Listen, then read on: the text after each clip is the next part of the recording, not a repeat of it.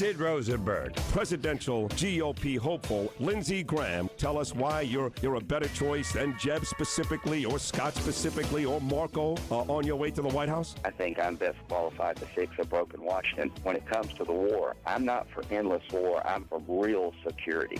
And what President Obama is giving to this nation is a false sense of security. We are not safe. We're very much exposed. That I'm the best person to go into the ring with Hillary Clinton. Sid Rosenberg, mornings on 640 Sports. Are you familiar with General Soleimani?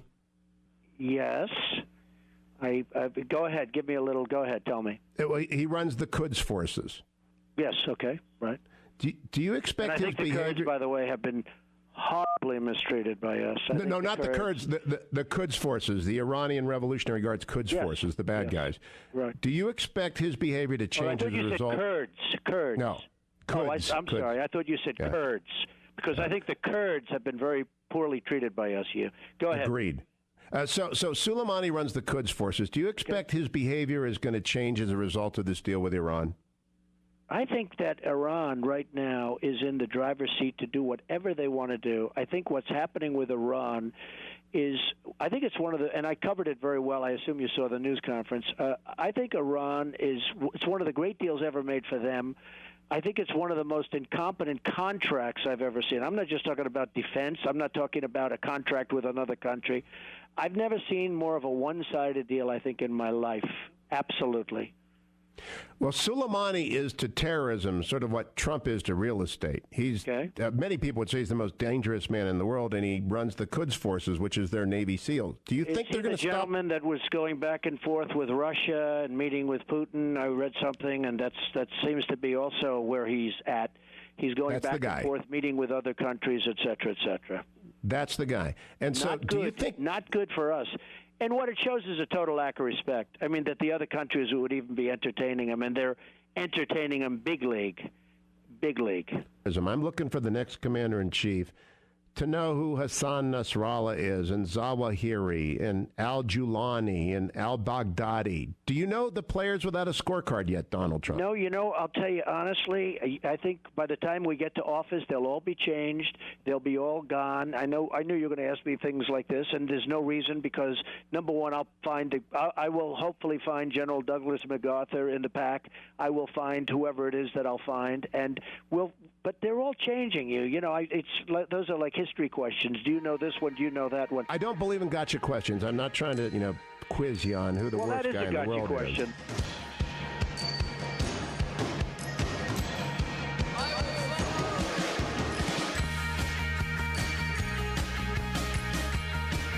is. All right, that was Hewitt from yesterday. And the question is, did Hewitt ask Donald Trump questions that the GOP frontrunner should know the answer to? Or was Hewitt trying to embarrass and corner Donald Trump? And I think my next guest could be the best at answering that. I will say this. I'm not saying this because he's on the phone or I like him, which I do like him. He's making his second visit here. My cousin Norm Coleman loves him. When it comes to foreign policy, there is nobody of the 17 candidates better than Lindsey Graham. Nobody even close. So that's the question. Was Hewitt in line here, or was he trying to corner Donald Trump? First off, Lindsey, welcome back. It's great to have you, pal. How are you? Hey, Sid, I'm so sorry that our Democratic friends are supporting this deal, but we'll talk about that later. Yeah, God, that makes me sick. We will get to that. God, I'm so effing angry about that, Mr. Graham. But let's get me too. Let's get to Hugh Hewitt. I know that you have an opinion on that. If Donald Trump is, in fact, going to be a serious candidate, I think you think he should know who these guys are, yes? Okay, let's just be fair here. You may throw a name out in the Mideast that I don't know. But Soleimani would be one of them. He's been the leading figure in the Quds force, which has been the most disruptive, hand of government in Iran. But here's what people lose sight of. Mr. Trump's solution to destroy ISIL is for us to go to take oil from Iraq and Syria and pay our wounded warriors with it. That is the most absurd way in the world to destroy ISIL. It will turn the entire Mideast against us, put Israel and Jordan and all of our allies at risk, and embolden ISIL. It will give them a recruiting opportunity of a lifetime. So it's one thing not to know a name. It's another thing to come up with the most stupid idea in terms of Mideast structure for an American military component to go into Syria and Iraq, seize the oil of these countries, use it for our benefit, thinking that destroys ISIL. That, to me, is dangerously naive. That's my problem with Mr. Trump. I don't disagree with anything you just said. I also don't think anybody else besides Mr. Trump has had anything real constructive or practical to say. And I just welcomed you in by saying I think you're the best foreign policy guy we've got. I do mean that, Lindsey. So with that said, you think what Trump said is stupid? The other guys haven't exactly stood up. What do you believe? What is your way the best to destroy ISIL? You got to have a ground component. You can't do it from the air, Sid, and we don't have the right configuration on the ground in Iraq. Obama has 3,500 troops. I would add 10,000. I would go up to 10,000, a couple of aviation battalions of American helicopters flown by American pilots, trainers at the battalion level so the Iraqi army wouldn't cut and run, special forces units to go after ISIL leadership inside of Iraq, forward air controllers to drop bombs to turn the tide of battle. But if you don't deal with Syria, you never stabilize Iraq, and Syria is a launching pad for the next 9/11. It's heartbreaking to see these kids wash up on shore because they're so desperate to get out of Syria. There is no force left within Syria. The Free Syrian Army has been decimated. You're going to have to get a regional force to go into Syria to displace Assad and destroy ISIL. That takes a ground component. Turkey, Jordan, Egypt, Saudi Arabia have large armies. We would get together with those regional forces, about 8,000 or 10,000 of us, with about 80,000 or 90,000 of them, would go in on the ground to destroy ISIL inside of Syria, where the headquarters exist, and push Assad out. If you don't push Assad out, this thing never ends. That's what I would do to destroy ISIL. People on my side are good people. They talk in circles. They don't have a plan much different than Obama. Right. Jeb's a great guy, but his plan to destroy ISIL was really just woefully inadequate. Nobody seems to understand what you got to do to destroy ISIL. Because they're scared, Lindsey. Because, look, They're scared to tell people something they don't want to hear. Right. Not that you need my approval. See, I agree with you. Don't vote for me. Don't vote for me if you don't want somebody to destroy ISIL. I intend to destroy these bastards. Good. I intend to get an army up in the region. If we don't get to be part of the army, they'll shoot each other. Name the last time an Arab army beat anybody. So we're going to have to get a regional army together, go into Syria, pull the caliphate up by its roots, and hold the territory. And I was asked, yesterday by a guy I really respect, would you need authorization to use force? I would go seek it from the Congress. But we've declared war 4 or 5 times in the history of the country. You cannot let a majority of the Congress become commander-in-chief. I would try to persuade the Congress that we needed to go on the ground in Syria. But as commander-in-chief, I would have to do what's necessary to prevent another 9/11. I think if you don't hit ISIL inside of Syria and disrupt them, they're coming here. So I'm very firm in the camp that the next president needs to take the fight to ISIL effectively, and what we're doing is not effective. Try to get the Congress on board, but you can't have 535 commanders-in-chief. And if the Congress doesn't like what the president's doing, cut off funding. That's the way you control a president. A couple of weeks ago, Lindsey, I had Kevin Latz on the show. He served two tours of duty in Iraq with Chris Kyle, the American sniper who was killed, of course. And then last week I had Sergeant Robert Bartlett on, who you know very, very well, along with Norm and Saxby and Lieberman, put together those ads against Iran. And I said to these guys, I said, there's a growing public here that is scared to send you guys out to war. It's not right. We don't want our kids getting killed. And so what we're doing is we're allowing the enemy to grow larger and larger while we play that game. And I swear, Lindsey, to a man, they said to me, but we want to fight. We had Iraq won 5 years ago. We had Ramadi. We had Fallujah. We want to fight. So somebody in the living room in New Jersey is tweeting, don't send our kids to fight, and our enemies are getting bigger. Well, here's what these guys know. They've seen the enemy, and the enemy wants to do more than Fallujah and Ramadi and Tikrit. ISIL wants to spread their version of Islam throughout the entire world, not just Iraq. They want to dominate Sunni Islam. They want to destroy the Shia version of Islam. They want to destroy the one and only Jewish state, Israel. They want to destroy it using Syria as the capital of the caliphate. They want to attack Israel. They want to come after Western democracies because they're religious Nazis. They're driven by a view of religion that compels them to do the things I said. It's not just about helping Iraq and Syria. It's about stopping religious Nazis who are on the move. And that's why these guys want to go back to protect their families. And if I'm their commander-in-chief, they're going to back with the gloves off. We're going to work with the region. We're not going to lead this time. The surge did work. Bush adjusted to his mistakes. Obama doubled down on his mistakes. That's the big difference. Big difference. He withdrew starting 5 years ago. He lost all those cities that our kids died for to win. So last one on this, I want to move to the Iran deal and some other things, Lindsey. You know, when you say I want to put 10,000 troops there, 13,000 troops, what you're saying is I'm giving you an effective way to actually win this. But your critics, and there are tons of them, say, there he is, that warmonger. They love those two words. That warmonger, Lindsey Graham. All he wants to do is start a war. You love to hear that, don't you? Don't you love that? Well, yeah, I do. I love the idea that they say that they want to destroy ISIL, and they talk gibberish. I love the idea that everybody is smart enough to say we need to destroy and degrade ISIL, including Obama. But what makes me so upset is they don't understand what it takes to get the job done. You're not going to destroy ISIL from the air. Iraq has been decimated. We were in a good spot in 2011. Obama pulled out for political reasons, not because the Iraqis wanted us out. He said the ISIL was the JV team. At what point do we realize he doesn't know what he's doing? People on our side say they're going to be tough. Like Donald Trump says, I'm so militaristic you won't believe it. He has no plan to destroy ISIL. What he suggested would be ISIL's perfect gift to ISIL is for America to take Mideastern oil and give it to ourselves. That doesn't destroy ISIL. At the end of the day, people don't understand that you've got to tell the American people the truth, and the truth is you need ground components in Iraq and Syria to destroy ISIL, and we have to be part of those ground components or we will get hit here. Another attack is coming if we do not get on with this. Agreed, 1,000%. Let's move to Iran. I'm still waiting for somebody to explain to me how we give a country that even today in Tehran are burning American flags and Israeli flags. Now they say, listen, the people in Iran really want to be westernized. They're nice people. It's only the regime that's evil in Iran. Don't hold the whole country responsible, blah, blah, blah, blah, blah. Fact is, we're going to give over $100 billion to a country that wants Americans and Jews dead with a plan, by the way, that doesn't stop them from making a bomb. If they comply, which is a big if, it just delays them from making a bomb. Maybe I'm stupid here, Lindsey, but what the hell did we gain in this horrible deal?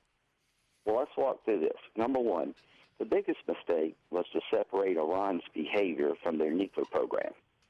Because if you do that, and then lifting sanctions without behavior changes is like giving a guy a knife who threatens to cut your throat. Right. Let's forget about the nuclear program for a moment. Look what the money is going to do. It's going to go into a war machine that's toppled 4 Arab capitals.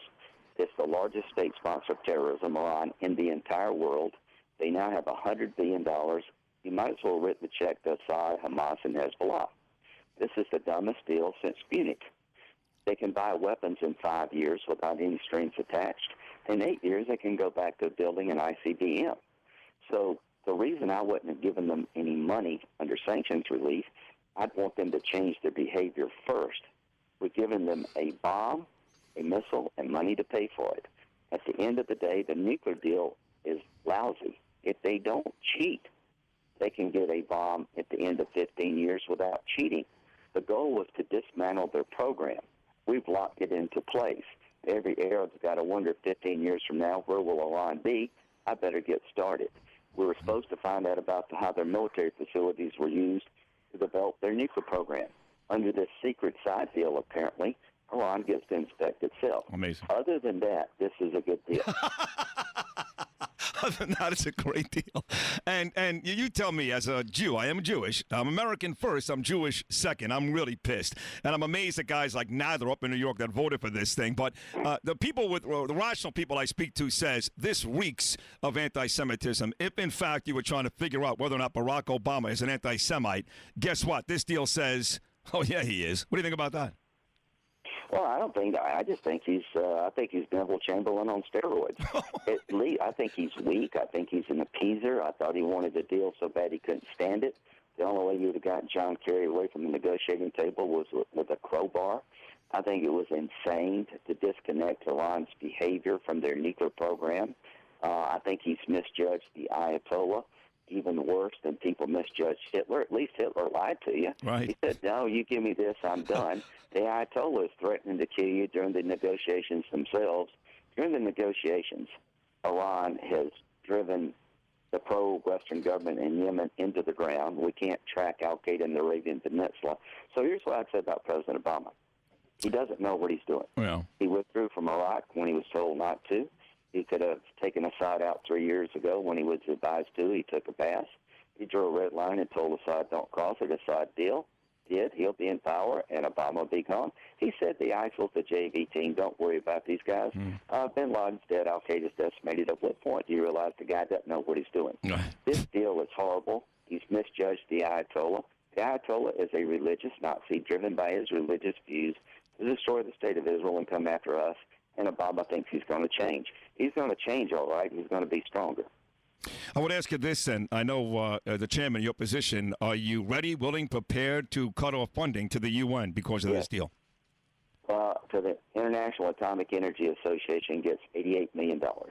I'm going to lead the effort not to give them money until we see the side agreement. I don't think any member of Congress should vote on this Iranian deal until we see the deal between the IAEA and the Iranians about inspecting their military facilities. So that I'm going to try to stop. I don't think we can cut off all money to the UN, but I don't see how any member of Congress could fund the IAEA until we see the deal between them and Iran. Fair enough. 2 minutes, I got to let you run here, Lindsey, obviously, but I got to go to one more thing in this country that's really become an issue. That's race relations, and it really started in your home state with the roof shooting at your church in South Carolina, which eventually led to you guys taking down the Confederate flag. I think here, too, the president has failed us miserably. You know, he'll send his guys to a Michael Brown funeral, but when a white cop gets gunned down in Texas, he's nowhere to be found. And I think a lot of Americans now are calling out President Obama for really racist deal. I mean, being a racist. Do you think that's a stretch? Or that's fair?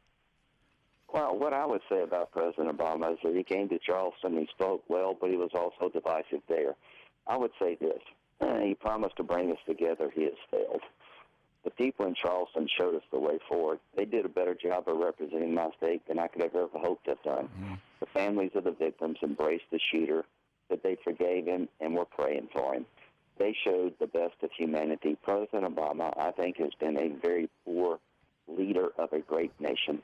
He has weakened our economy. Our foreign policy is in free fall. He pits us against each other. I can't wait till we have another election.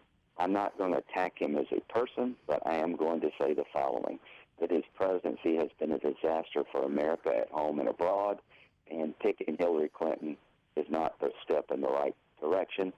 Pick somebody worthy of being commander-in-chief of the greatest fighting force in history. No more novices becoming commander-in-chief. If you don't know the details of the world as it is, don't pick them to be commander-in-chief.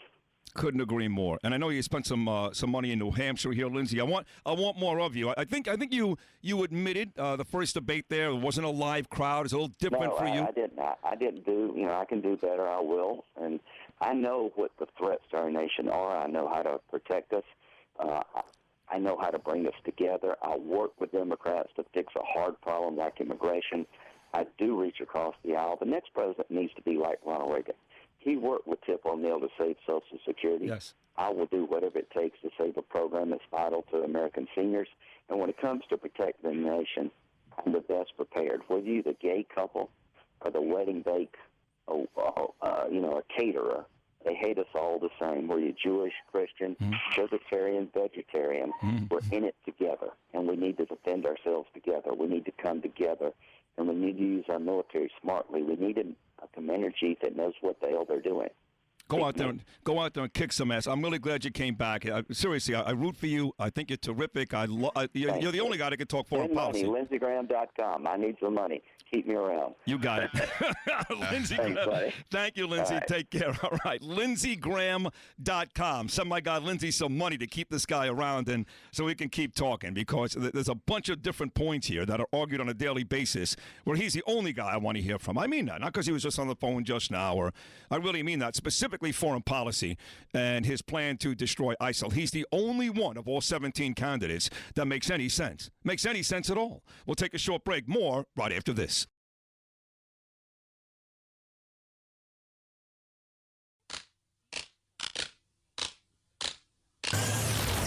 You're hearing Sid Rosenberg on 640 Sports.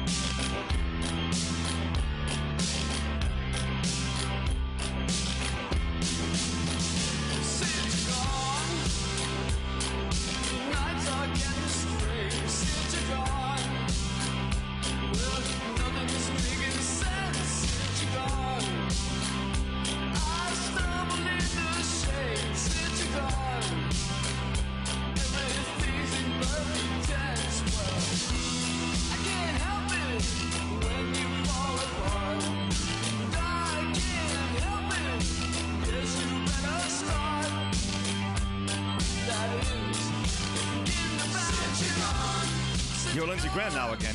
There you go. I mean, you just Lindsey Graham's my guy. That's it. You were Donald Trump for weeks and weeks. I'm sold. 20 minutes with Lindsey Graham, and you're a Graham guy. He convinced me. Well, he's serious about the war. He's not kidding around about that. He wants to. You heard him. He called them bastards, and I like that. Started cursing and stuff. Because I started off by saying effing something right away, and he agrees with you. There you go. He starts laughing. I like that. Yeah, that's good. So. You gotta like that. Well, that's what you get on this show. This is, I'm not Hugh Hewitt. I'm not going to start naming Mahmoud Abdul-Rauf. Although I think he played with the Sacramento Kings, but it's kind of the same spirit as those murderers out there in Syria or the ISIL people. Whatever. Well, he was talking specifically about Suleiman, who, of course, is the leader of the Quds, not the Kurds, Donald Trump, but the Quds, but close enough. Well, I know Lindsey Graham was great too. He's been on twice now, and he's been great both times. Yeah, that was really good stuff. Yeah. I enjoyed it. I mean, I don't know his his opinions on other things. On the Mets? Well, the Mets, yeah. Mainly. On the Gamecocks? I should have asked him. They beat North Carolina last night. Oh, big. Spurrier's 1-0. Big win for the Cox. I think what's that? Big win for the Gamecocks. I guess you can say that, right? The It's Gamecocks. half of a Gamecock is, in fact, a cock. Right. Yeah. That's what they're called. Yeah. That's what they're called? Like Dewey Cocks. If you know the... if you're a fan of the Gamecocks... This is so Howard Stern. Right from the movie, man. Right from the movie. Remember that? They're holding up the... Kimberly Jones, my partner at WFAN, does a great job on the NFL Network, breaking down the Jets. They're getting ready to take on the Cleveland Browns to start the season next Sunday in New Jersey, and the Giants, who start their season next Sunday night in Dallas. The Cowboys right now are a 5.5-point favorite, and JPP is expected to rejoin the Giants next week. And then we brought on Tony Maz from Boston. Tony Maz right there, the scene of the crime with Tom Brady. Will, in fact, play next Thursday against the Steelers. He beats Roger Goodell in the NFL. He wins that. Then we brought on Chuck Todd from Meet the Press, and then Lindsey Graham. I mean, Jesus. This is the best show ever. Every day we put on the best show. I mean, ever. In obscurity. In a nice building somewhere in the middle of Palm Beach when nobody even... we are the... I swear to God, we're the... Well, not really a secret because I'm immensely famous and nobody markets themselves like I do. Nobody. Not Dan Patrick, not Mike Francesa, nobody. Maybe Donald Trump. He's the only one, but we should be... Well, I'm not going to get into it. If I see one more syndication thing from Gabe, I'm going to kill everybody in the studio. This guy sits up at night trying to figure out new ways to put Sid syndication signs on Twitter and Facebook. And while I'm inspired, and I love him for that, I do love this guy. He has really devoted himself to the show. It depresses the hell out of me that we're only on in this crappy market. Morons. I'm sitting back. I was reading Savage's book, and I go to my Twitter timeline. It's like 10 new notifications. And he's got a bunch of new pictures. Gabe, yeah. Syndicate. I like it. He's dedicated. Pictures bro. of Jesus. Jesus. Wasn't it? It's Moses, you moron. Oh, was it? Oh. Moses. Yeah. Jesus Christ.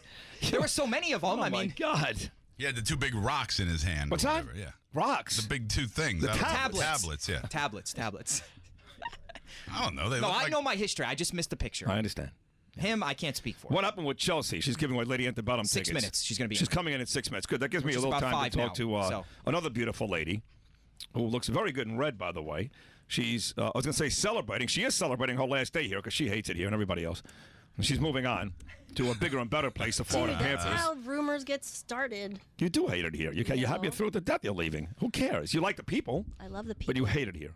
No, I don't. And you're going to and you love the Panthers. Look, at the end of the day, we all know you like to start stuff. No. So don't be starting rumors.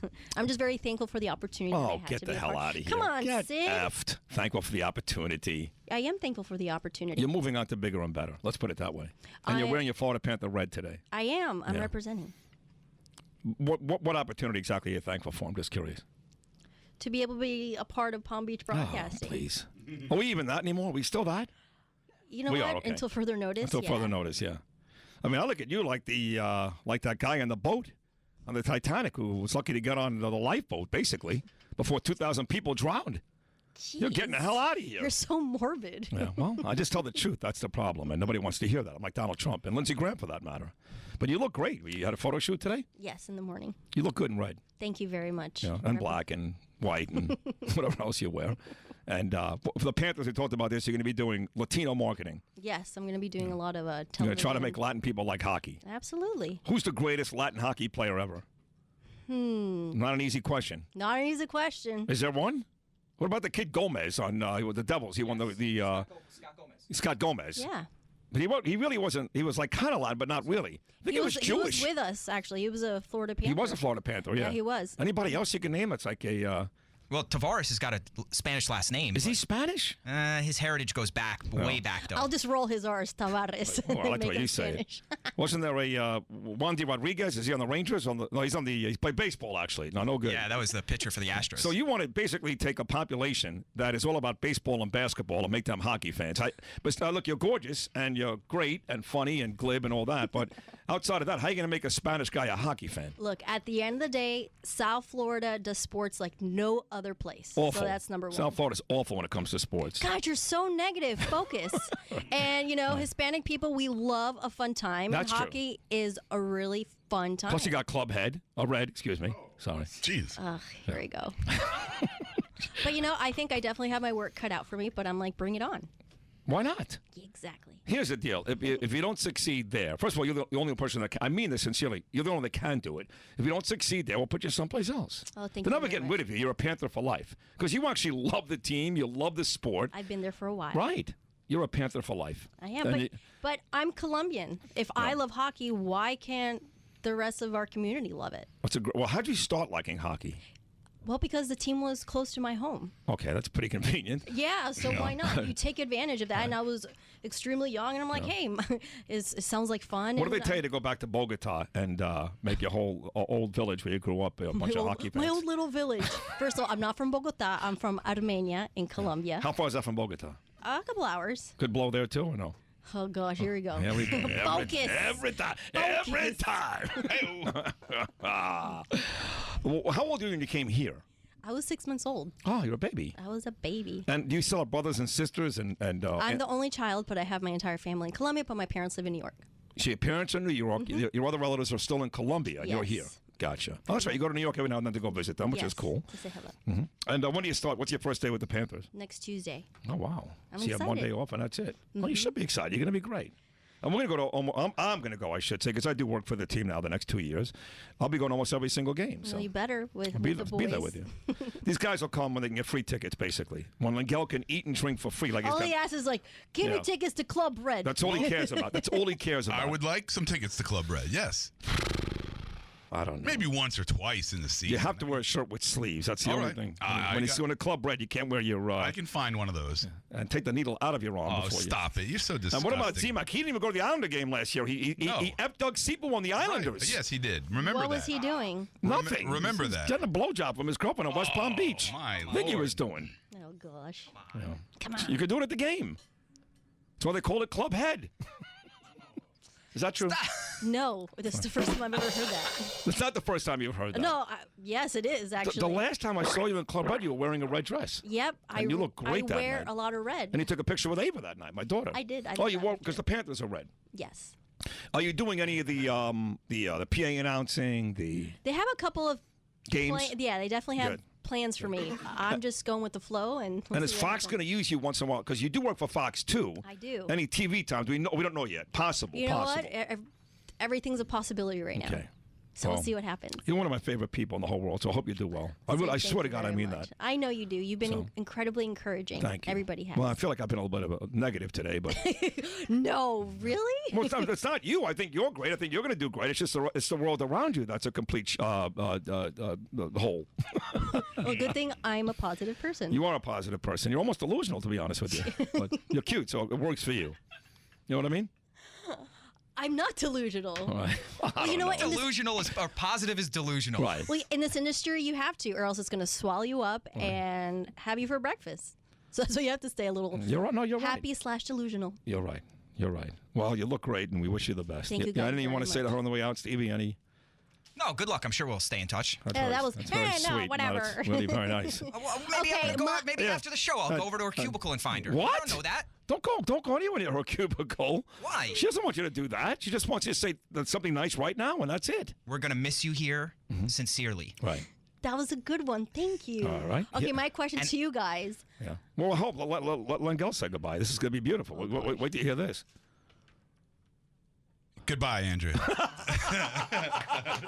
You didn't get a name right. It's Andrea, not Andrea. You dumb bastard. Andrea. All my I got nervous. You know, it's a very pressure-filled moment. I know we had slight eye contact and it went downhill. You got nervous. I totally got distracted. I understand. He's getting married next week, so you can congratulate him too. You're getting married? Next week, yeah.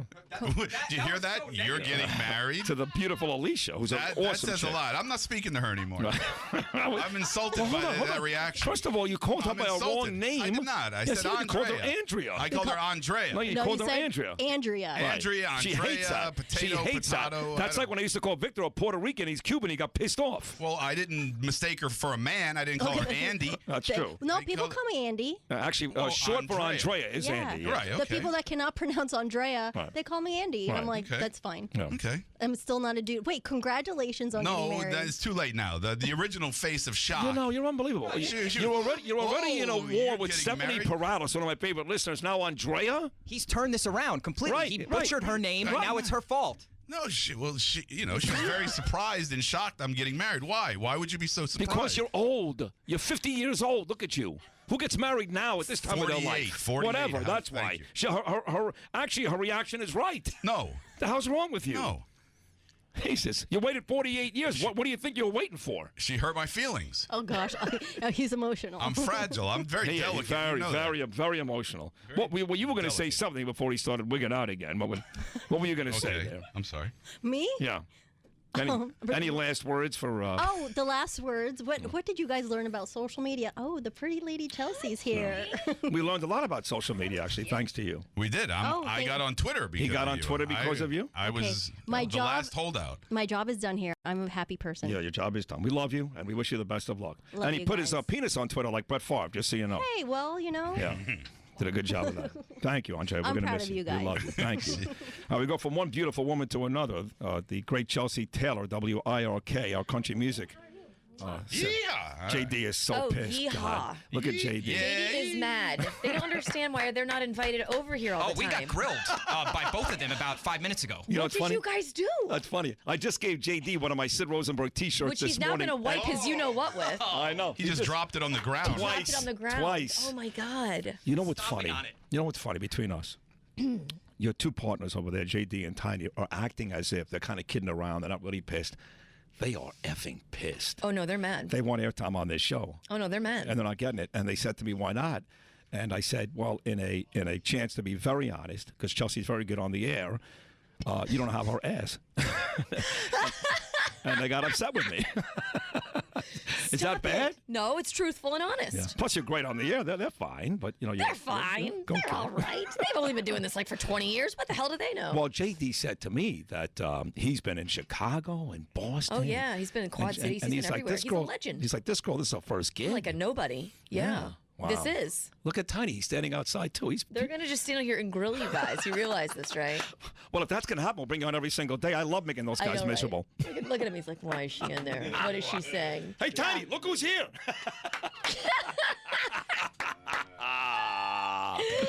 Oh, That's great. So when is this show? Sunday night? We talked about this earlier. Sunday night. Sunday night, which means you have a full day to recover on Labor Day. Yep, Right. It's going to be Hunter Hayes, Sam Hunt, and Lady Antebellum rolling through the Perfect Vodka Amphitheater. All right. And then you're going to be there. The show starts at 8? Show starts, I believe, at 7. 7. Yes. And you're going to be there like 3 o'clock in the afternoon. I go there around 3, and we are backstage. We broadcast from backstage the whole time, and we kind of periscope all the artists as they come by. You drinking and stuff with the listeners? I am hammered drunk. No. Yes. It's a little bit. Yeah. They're cool with that, right? Like if you're drinking a little bit and hanging out with the listeners, they're cool with that, right? Yeah, they're fine with that. Smoke a little dope, just a little. I don't smoke the dope. You don't smoke any Do you dope? take the pot? I had this girlfriend in college whose mom always would be like, "Do you guys take the pot?" And I would be like, "What does that even mean?" What does that mean? Never What heard does that that before. mean? Do you take the pot? What does that mean? Never heard we that. don't smoke So you don't pot. smoke any weed? No. Oh, then you couldn't be on this show because these guys smoke like. I honest- don't smoke weed. No, What? I sound like I do. I don't. I didn't sound say like a dude. your girlfriend does not. Let me make this Are point you very a clear. pothead, fucker? No, What are you? I'm not. This guy just likes to sensationalize everything. I will say your eyes look very good for being a pothead. He doesn't smoke before the show. Totally. He doesn't They smoke. really do. Visine works wonders for you. It does. Good job. Unbelievable. Oh God. Well, we decided that every time we have country music tickets, which we all like country music now, we did this. Whether you like it or not. Yeah. Just because we're next door. Right. Well, you're going to You be the love one to country give away the music. tickets because I said this on Twitter and I mean this. Because I'm not the type of guy to give out compliments. In fact, I think most people on radio suck, to be honest. Even the ones that do well. I they was suck. warned about you, actually. Why? I was told. They were like, this guy Sid's coming in. He's Yeah. such a jackwagon. And I'm a dick. I'm a He's going to dick. be so mean to you. Yeah, and I was no. like, I'm just not going to talk to him. I'm not going to make eye contact. Do I not look at him? Don't Yeah. like look him in the eye? Yeah, you kind of first couple of days you were kind of like First that. week. I'm like, what's up this girl's ass, What man? a bitch. God. But anyway, I said this to you, and I mean this, that you're so vivacious and energetic and smart and cute and funny and all that stuff that you should be doing this instead of sitting there for 45 minutes playing Hunter Hayes and then jumping in with some cute quip. Why not do this 4 hours a day? Why not come in here with us? You could be my Robin. I don't know what to say right now. She's The people- speechless. I mean, seriously speechless. It's like getting proposed to with no shiny diamond. Right, exactly. Yeah, We thanks. had Chuck Todd on today, Lindsey Graham, all these, but we have politicians and entertainers and athletes. You're a big Florida Gator I'm a fan. big Gator fan, Yeah. yes. Hence, it's Football Friday. Did you watch Tim Tebow last night? I don't want to talk about that.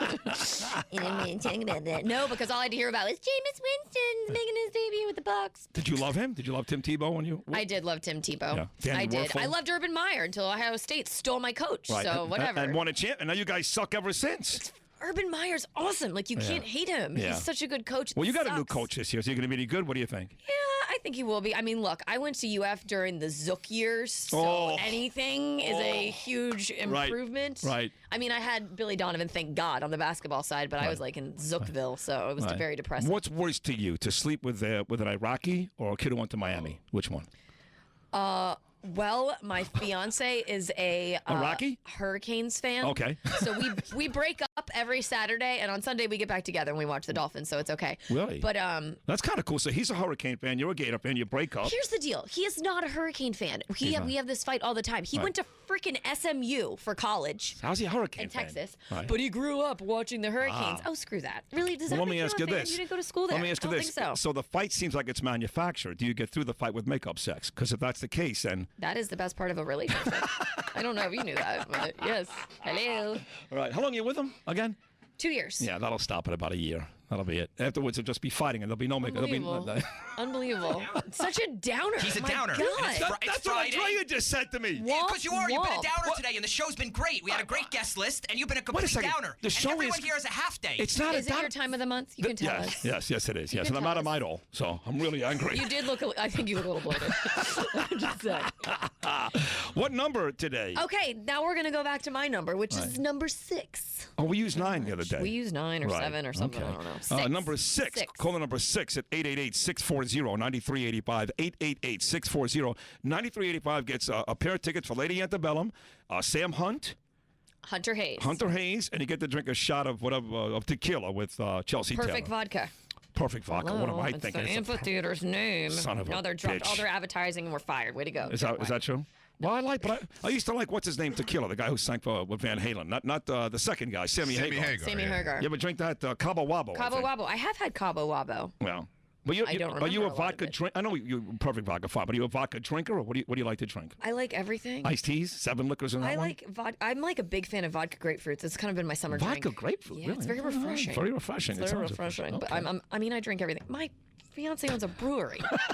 This is why alcoholics work well with people like this. It's like it's This a is constant great. supply. That is awesome. Give me And his brewery's right here? Yeah, it's in Del Rey, Oh, Atlantic my Avenue. God, this is It's fantastic. close. You can throw a rock, Yeah. hit it. He's a good-looking guy. Looks like Blake Shelton has a brewery. Who's better than you? I'm winning. Yeah, you are Thank you winning. very much. And you're on this show now every single week, so you're winning again. And we love Whether you. you Thank like you. it or not. Yeah, and you can Where follow is my check? It's coming, trust me. When mine How do gets I you, put in for this? hey, when mine gets here, you'll get yours, What okay? are your Right behind you. There's a talent feed. What are your benefits like? Okay, great. I'm just gonna need to know. Let me tell you something. If I ever sat you down for real and talked to you about coming on this show, you'd be here in a heartbeat. You'd be. Yeah, it wouldn't even be a long goodbye. I'd be like, okay, guys, see ya. Would sit on. Your Monday. view is a lot nicer in my here, I must admit. Is that true? It does smell better than it did in here the other day. Well, that's because he's not as gaseous. Heck was that? He had bad gas. He's What old. was that? He's getting Don't married. blame that on He's me. getting married next week. And so you're his nervous? stomach is So you're killing him. nervous? Yeah. Wait, we'll blame that Yeah. Dog, was that the Like day? IBS. He's got that. He's got irritable bowel No, syndrome. just just general nerves. I think. No, you know what it is, Okay. seriously. Where are you getting married? In Orlando, Celebration, Oh, Florida. nice. Yes. Oh, it's great. Goofy's doing the wedding. It's really nice. fantastic. It's like a Disney wedding almost. So Is it here's a really? problem with him. Yes. The carriage? He's nervous. He drinks these protein shakes, which protein makes you Oh gas. God, that will just light Those you steroids up. and all Yeah. that stuff. And so his Easy ass over there. What's that? Well, she can't tell. What are you think talking she's- about? Natural. Stop it. That is not what's going on here. Yes. That is not what's happening. What are here. you talking It's all natural, and I'm sponsored by Under Armour. Correct. Yes. All right. So where are you on Twitter for the book? Because my fans love you. What could Oh they- gosh, at Chelsea WIRK. All right. The station that I actually work on. You sure you want to do that to her? That I normally do jobs on. Right. Just for now. We have some. What? Are your Twitter people nice or mean? They're lecherous.